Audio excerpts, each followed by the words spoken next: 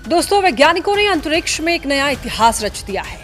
1972 के बाद पहली बार इंसान चंद्रमा की दहलीज को छूकर वापस धरती पर लौट आए हैं। देखिए, आज सुबह 5:37 पर नासा का ओरियन कैप्सूल प्रशांत महासागर में सुरक्षित लैंड हुआ। ये कोई साधारण वापसी नहीं थी। 3000 डिग्री की भयंकर गर्मी, 6 मिनट का खतरनाक ब्लैकआउट और 42,000 किलोमीटर प्रति घंटे की रफ्तार। आज के इस वीडियो में हम समझेंगे आर्टेमिस 2 मिशन क्यों खास है और कैसे इसने मंगल ग्रह तक जाने का रास्ता खोल दिया है। नमस्कार, मेरा नाम है लक्ष्मी।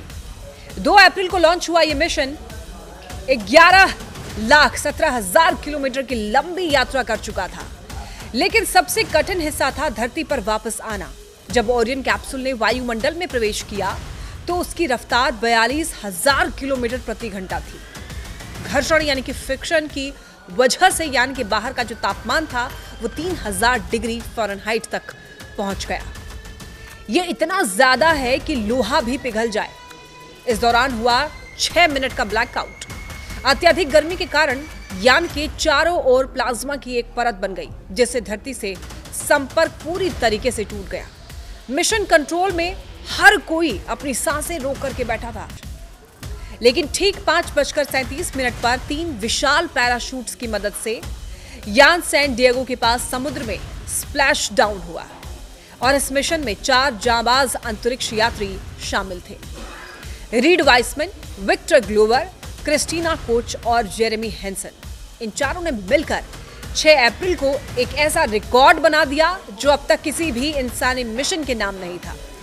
वो पृथ्वी से 4,06,778 किलोमीटर दूर तक गए और ये 1970 के मशहूर अपोलो 13 मिशन से भी 6,606 किलोमीटर ज्यादा दूरी है। हालांकि इन्होंने चांद की सतह पर कदम नहीं रखा, लेकिन इन्होंने चांद के उस हिस्से यानी कि dark side of the moon की फोटोग्राफी की जिसे हम धरती से कभी नहीं देख पाते। इनका मुख्य काम यान के लाइफ सपोर्ट सिस्टम को चेक करना था, ताकि ये सुनिश्चित हो सके कि भविष्य में चांद पर जाने वाले लोग वहां सुरक्षित रह सकें। 70 के दशक का अपोलो प्रोग्राम सिर्फ एक स्पेस रेस थी और ये दिखाने के लिए कि कौन शक्तिशाली है, लेकिन आर्टेमिस प्रोग्राम भविष्य की तैयारी है।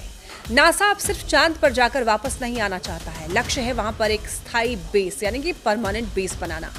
इंसान वहां रहकर रिसर्च करेंगे, पानी की खोज करेंगे और वहां की मिट्टी का इस्तेमाल करना सीखेंगे। आर्टेमिस 2 की इस बड़ी कामयाबी ने साल 2028 में होने वाले मानव लैंडिंग का रास्ता साफ कर दिया है। एक बार जब हम चांद पर रहना सीख जाएंगे तो चंद्रमा हमारे लिए एक लॉन्च पैड का काम करेगा। यहीं से इंसान मंगल ग्रह और ब्रह्मांड के दूसरे कोनों तक जाने की तैयारी करेगा।